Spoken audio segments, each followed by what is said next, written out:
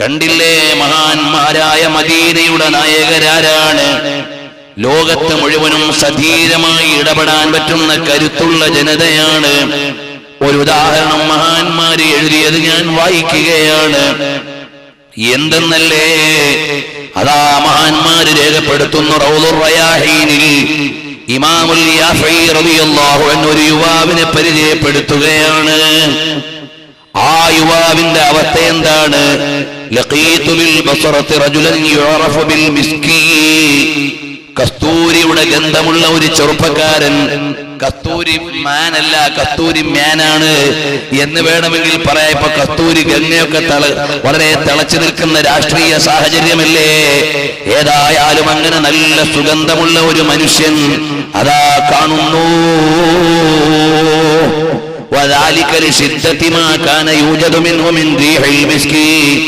നല്ല കസ്തൂരിയുടെ സുഗന്ധമുള്ള ഒരു ചെറുപ്പക്കാരൻ പള്ളിയിലേക്ക് വന്നാൽ അയാളുടെ ഭാഗത്ത് നിന്ന് നല്ല സുഗന്ധമാണ്. അങ്ങനെ സ്വാലിഹീങ്ങളായ ആളുകൾ രേഖപ്പെടുത്തുകയാണ്. ഒരു ദിവസം ഞാൻ ആ ചെറുപ്പക്കാരനോട് ചോദിച്ചു, യാ അഖീ അൻത തഹ്താജു ഇലാ മാലിൻ കസീരിൻ ഫീ സമനി ത്വീബ്. എത്ര പൈസ വേണം നിങ്ങൾക്ക് ഇത്ര വലിയ സുഗന്ധം വാങ്ങാൻ? ഇത്രയേറെ സുഗന്ധത്തിൽ കുളിച്ചു നടക്കുകയാണല്ലോ നിങ്ങൾ. ഇപ്പൊ എത്ര സംഖ്യ ചെലവഴിച്ചാ നിങ്ങൾ ഈ സുഗന്ധമെല്ലാം വാങ്ങുന്നത്? ഉടനെ ആ ചെറുപ്പക്കാരൻ പറയാണ്,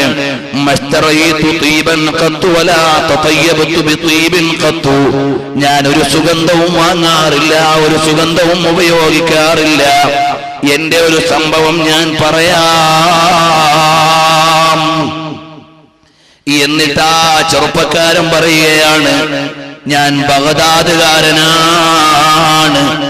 ബഗ്ദാദിൽ ജനിച്ചയാളാണ്, ബഗ്ദാദിൽ ജീവിക്കുന്നയാളാണ്.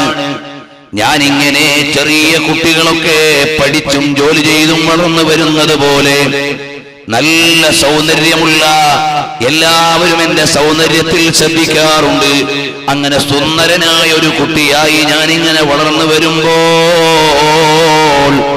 വാപ്പ എന്നോട് പറഞ്ഞു, മോനെ, മോനും കൂടി ഒന്ന് കമ്പോളത്തിലേക്ക് വരണം, എന്റെ കച്ചവടത്തിലൊന്ന് സഹായിക്കാനാണ്. അങ്ങനെ വാപ്പാന്റെ കടയിൽ എന്നെ ഇരുത്തി. വകുന്തു അജ്ലിസു ഇൻദഹു തർഫൈൻ നഹാർ. ചിലപ്പോഴൊക്കെ ഞാൻ ഏറെ നേരം, രാപ്പകൽ അതല്ലെങ്കിൽ രാവിലെ മുതൽ വൈകുന്നേരം വരെ ഞാൻ പീടികയിൽ ഇരിക്കാറുണ്ട്. അങ്ങനെ ഒരു ദിവസം ഞാൻ കടയിലിരിക്കുമ്പോൾ അതാ വൃദ്ധയായൊരു പെണ്ണ് വന്നിട്ട് പറഞ്ഞു, കുറച്ചധികം ചരക്ക് വേണം, വീട്ടിൽ കൊണ്ടുപോയി ഒന്ന് സെലക്ട് ചെയ്യണം, ആവശ്യമുള്ളതെടുത്തിട്ട് തിരിച്ചു കൊണ്ടുവരാം. അതുകൊണ്ട് ആരെങ്കിലും ഒരാളെ കുറച്ച് സാധനവും കൊടുത്തെന്റെ വീട്ടിലേക്ക് വിടുമോ? ലോകപ്രസിദ്ധ ആത്മീയ പണ്ഡിതനായ ഇമാമുൽ യാഫഈ റളിയല്ലാഹു അൻഹു എഴുതുകയാണ് റൗദുർ റയാഹീനിൽ. ആത്മീയമായ പാഠങ്ങൾ തരുന്ന ഒരു കഥ പറഞ്ഞു തരികയാണ്. സുന്ദരനായ യുവാവിനെ അതാ ഒരു പ്രായമുള്ള ഉമ്മാമ വന്ന് ചരക്കുകൾ വീട്ടിലേക്ക് എത്തിക്കാൻ വിളിച്ചുകൊണ്ട് പോകുമ്പോൾ ചരക്ക് സാധനങ്ങളുമായി വീട്ടിലേക്ക് ചെല്ലുന്ന നേരത്ത് വളരെ ഗംഭീരമായ വീടാണ്, മനോഹരമായ വീടാണ്. ആ വീടിന്റെ അകത്തളത്തിലേക്ക് ചെല്ലുമ്പോ രാജകീയമായി ഒരുക്കിയ അരമനകളാണ്. فمضيت معها حتى دخلتني إلى قصر عظيم فيه قبة. അതാ നല്ല ഒരു കൊട്ടാര സമാനമായ അരമനയുടെ അകത്തളത്തിലേക്ക് എന്നെ വിളിച്ചു കൊണ്ടുപോയി. പ്രിയമുള്ള സഹോദരങ്ങളെ, ഈ ചെറുപ്പക്കാരന് പ്രായമുള്ള പെണ്ണ് കൊട്ടാര സമാനമായ വീടിന്റെ ഉള്ളിലേക്ക് കൊണ്ടുപോയി. وكل ذلك مذهب لم أرى أحسن منها وعليها من كل الحلي. നല്ല അരമനയുടെ അകത്തളത്തിൽ രാജ്ഞിയെപ്പോലെ ഒരു പെണ്ണ് പൊന്നുകൊണ്ടുണ്ടാക്കിയ കൂടാരത്തിന്റെ ഉള്ളിൽ ഒരുങ്ങിയിരിക്കുകയാണ്. ഈ കിഴവി കൂട്ടിക്കൊണ്ടുപോയ അരമനയുടെ അകത്തളത്തിൽ ഒരു രാജാത്തിയുണ്ട്, ഒരു സപ്തലോക സുന്ദരിയുണ്ട്. ഞാൻ എങ്ങനെ അടുത്തേക്ക് ചെന്നപ്പോൾ ആ പെണ്ണെന്നെ വലിച്ചു മാറത്തേക്ക് കൂട്ടുകയാണ്. വജലബത്നി ഇലൈഹാ, എന്നെ ഈ കസ്റ്റമറായ പ്രായമുള്ള പെണ്ണ് കൂട്ടിക്കൊണ്ടുപോയതാണ്. കൊണ്ടുപോയത് അവിടെയുള്ളൊരു സുന്ദരി പെണ്ണിന് വേണ്ടിയാണ്. അങ്ങനെ വീടിന്റെ അകത്തളത്തിലേക്ക് കൊണ്ടുചെന്ന് അതാ മണവറയ്ക്ക് സമാനമായ, കൊട്ടാര സമാനമായ അകത്തളത്തിൽ സ്വർണത്തിൽ കുളിച്ചിരിക്കുന്ന പെണ്ണ് കൈകൊണ്ട് അടുത്തു പിടിച്ച് ശരീരത്തേക്കങ്ങ് കൂട്ടുമ്പോൾ ഫഖുൽതു ലഹാ അല്ലാഹ് അല്ലാഹ് അല്ലാഹ്, ഞാനങ്ങ് വിളിച്ചുപോയി അല്ലാഹ് അല്ലാഹു എന്ന വിചാരം എന്റെ മനസ്സിലേക്ക് വരികയാണ്. ഭൗതികമായി എല്ലാം അനുകൂലമായ സാഹചര്യമാണ്. കാരണം എന്തേ, ഇത് വളരെ രാജകീയമായ ഒരു വീട്ടിലെ രാജ്ഞിക്കു സമാനമായ പെണ്ണാണിരിക്കുന്നത്, രാജകുമാരിയാണ്. അവളുടെ മാറത്തേക്ക് അവള് വലിച്ചുകൂട്ടുകയാണ്. എന്നിട്ടാ പെണ്ണ് പറയുന്നു, ലക ഇന്ദീ മാ തുഹിബ്ബു, നിനക്കിഷ്ടമുള്ളതെല്ലാം ഇവിടെയുണ്ടടാ. അപ്പോഴാണ് ബുദ്ധിമാനായ യുവാവ് ആലോചിക്കുന്നു, മോനെ, നമ്മൾ വിചാരിക്കും ബുദ്ധിമാനത് യൂട്ടിലൈസ് ചെയ്യുന്നവനാണ്, അല്ലെങ്കിൽ അത് ചൂഷണം ചെയ്യുന്നവനാണ് ബുദ്ധിമാനെന്ന് ഞാനും നീയും ചിലപ്പോ ചിന്തിച്ചേക്കാം. കിട്ടിയ ചാൻസ് കളയാത്തവനാണെന്ന് നിന്റെയും എന്റെയും പൈശാചിക ബോധം പറഞ്ഞേക്കാം. എന്നാൽ യഥാർത്ഥ ബുദ്ധിമാന്മാർ റിയാലിറ്റി ഷോയിൽ വീഴുന്നവരല്ല, റിയാലിറ്റി അറിയുന്നവരാണ്, യാഥാർത്ഥ്യം അറിയുന്നവരാണ് ബുദ്ധിമാന്മാർ. അപ്പോഴാണ് ഈ പെണ്ണിന്റെ മുമ്പിൽ അകപ്പെട്ടു പോയ പുരുഷൻ ആലോചിക്കുകയാണ്, ഇനി ഇവിടുന്ന് രക്ഷപ്പെടാനുള്ള വഴിയെന്താണ്. അവസാനം മനസ്സിലൊരാശയമുദിച്ചു. എന്നിട്ട് പെണ്ണിനോട് പറഞ്ഞു, ഞാൻ റെഡിയാണ്, പക്ഷേ എനിക്കൊന്ന് ടോയ്ലറ്റിൽ പോകേണ്ടതുണ്ട്, എനിക്ക് പ്രാഥമിക ആവശ്യം നിർവഹിച്ചൊന്ന് റെഡിയായി കുളിച്ചൊരുങ്ങി വരേണ്ടതുണ്ട്, അതിനു വേണ്ടി എനിക്കൊരവസരം വേണേ. ബാത്റൂമിലേക്ക് കൊണ്ടുപോകാൻ പരിചാരകരാണ്. പരിചാരകർ കൊണ്ടുപോയി ബാത്റൂമിന്റെ ഉള്ളിലെത്തിക്കുമ്പോൾ അദ്ദേഹം ഇങ്ങനെ ആലോചിക്കുകയാണ്, ഇവിടുന്ന് രക്ഷപ്പെടാൻ ഒരു വഴിയും കാണുന്നില്ല. ഫലമ്മാ ദഖൽതുൽ ഖലാഅ ലം അജിദ് ഫീഹി മസ്ലകൻ നഫിറു മിൻഹു ഫഹല്ലൽതു സറാവീലി വതഗവ്വതു ഫീ കഫീ ഫമസഹ്തു ബിഹി വജ്ഹി. ആ ചെറുപ്പക്കാരൻ പറയാണ്, എനിക്ക് ആ ബാത്റൂമിന്റെ ഉള്ളിൽ നിന്ന് പോലും രക്ഷപ്പെടാൻ ഒരു വഴിയും കാണുന്നില്ല, എനിക്ക് നിഷിദ്ധമായ തെറ്റിലേക്ക് വീഴാൻ പറ്റൂല. ഇത് പറയുമ്പോൾ ആധുനിക ലോകത്തെ കലാലയങ്ങളുടെ മുറ്റങ്ങൾ കാമാലയങ്ങളാകുന്ന ലോകമാണ്.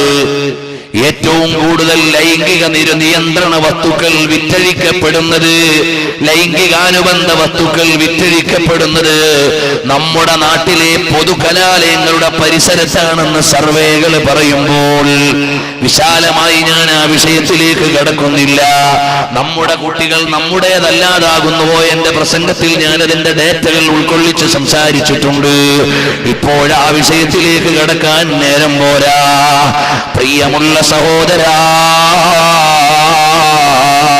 കണ്ടില്ലേ, ഈമാനിന്റെ ഒരു ജ്വലനം ഉള്ളിലുള്ള യുവാവ് ആലോചിക്കുകയാണ്, ഖുദാ അല്ലാഹ് അല്ലാഹ്, ഇനി ഇവിടെ നിന്ന് രക്ഷപ്പെടാനുള്ള മാർഗമെന്താണ്? വേറൊരു ഉപാധിയും കാണുന്നില്ല. ഞാനതാ എന്റെ തന്നെ കാഷ്ടം എന്റെ കയ്യിലേക്കെടുത്ത് എന്റെ ശരീരത്തങ്ങ് പുരട്ടി. എന്റെ കൈകളിലും ശരീരഭാഗങ്ങളിലും എന്റെ തന്നെ മലം ഞാൻ എടുത്തങ്ങ് അഭിഷേകം നടത്തി. ബാത്റൂമിന്റെ വാതിൽ തുറന്നപ്പോൾ ഞാനൊരു ഭ്രാന്തനെ പോലെ ഇറങ്ങി. പരിചാരകര് നോക്കിയപ്പോൾ അതാ രാജ്ഞി അടുത്തേക്ക് വിളിച്ചു വരുത്തിയ സുന്ദരനായ യുവാവ് ബാത്റൂമിൽ നിന്ന് കോലം കെട്ട് ഭ്രാന്തനെ പോലെ ഇറങ്ങി വരുന്നു. ഉടനെ രാജ്ഞിയുടെ ഓർഡറാണ്, ഇവനെ പുറത്താക്കൂ. യുവാവിനെ പുറത്തേക്ക് പറഞ്ഞു വിടുമ്പോൾ ആരോരും എന്നെ പിന്തുടരുന്നില്ല എന്നെനിക്ക് ബോധ്യപ്പെട്ടപ്പോൾ ഞാൻ ഒരു അരുവിയിലേക്ക് പോയി. ഞാനതാ ഒരു അരുവിയിലേക്ക് പോയി. ഞാൻ അവിടെ നിന്നുകൊണ്ട് അതാ വൃത്തിയായി.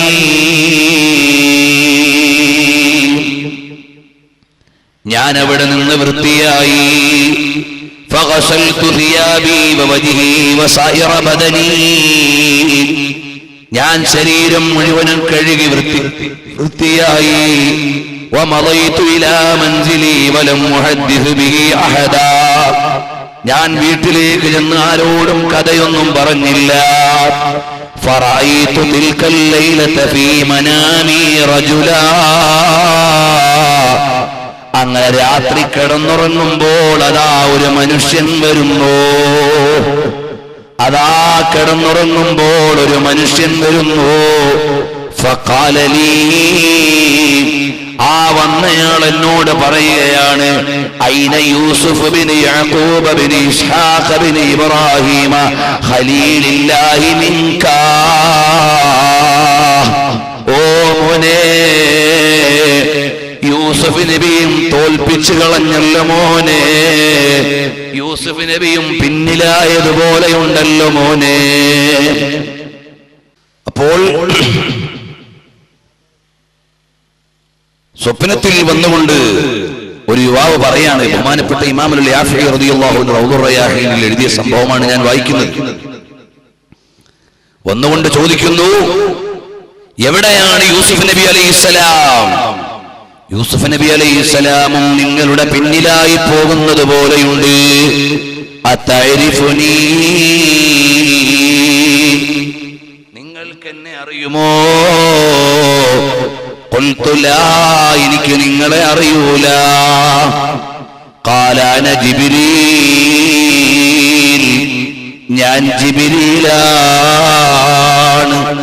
ഫമസഹ ബിയദിഹി അലാ വജ്ഹി വബദനി. എന്നിട്ട് ജിബ്രീൽ അലൈഹിസ്സലാം എന്റെ മുഖത്തും എന്റെ ശരീരത്തും ഒന്ന് തടകി. ഫമിൻ ദാലികൽ വഖ്തി സാറ ലിബദനി റായിഹത്തുൽ മിസ്കി തഫൂഹു അലാ സിയാബി. ഫഹാദിഹി റായിഹത്തു മിൻ യദി ജിബ്രീൽ അലൈഹിസ്സലാം. അന്നു രാത്രിയിൽ ജിബ്രീൽ അലൈഹിസ്സലാം ഒന്ന് തലോടിയപ്പോൾ എന്റെ ശരീരത്തിനു ലഭിച്ച സുഗന്ധമാണ്. എത്ര വില കൊടുത്താലും ലഭിക്കാത്ത സുഗന്ധം എന്റെ ശരീരത്തിൽ ലഭിച്ചുപോയി. അതൊരു ഹറാമിൽ നിന്ന് തടി കാത്തതുകൊണ്ട് കിട്ടിയതാണ്. എന്റെ പ്രിയമുള്ള ചെറുപ്പക്കാരെ, ഈ ഒരു ഇലാഹിലുള്ള ബോധത്തിനല്ലാതെ നന്മയുടെ വഴിയിലേക്ക് കൊണ്ടുവരാൻ ഏറ്റവും വലിയ സദാചാര ബോധമേതാണ്? അള്ളാഹുവിനെ കുറിച്ചുള്ള ചിന്തയാണ്. ഈ അള്ളാഹുവിനെ കുറിച്ചുള്ള ചിന്ത നമ്മുടെ ഓരോരുത്തരുടെയും മനസ്സിലില്ലെങ്കിൽ ഇന്ന് തെറ്റു ചെയ്യാൻ പറ്റുന്ന ലോകമാണ്. നമ്മുടെ മക്കള് രാവിലെ മുതൽ വൈകുന്നേരം വരെ കണ്ടില്ലേ, കലാലയത്തിന് മുറ്റത്ത് ജീവിക്കുകയാണ്.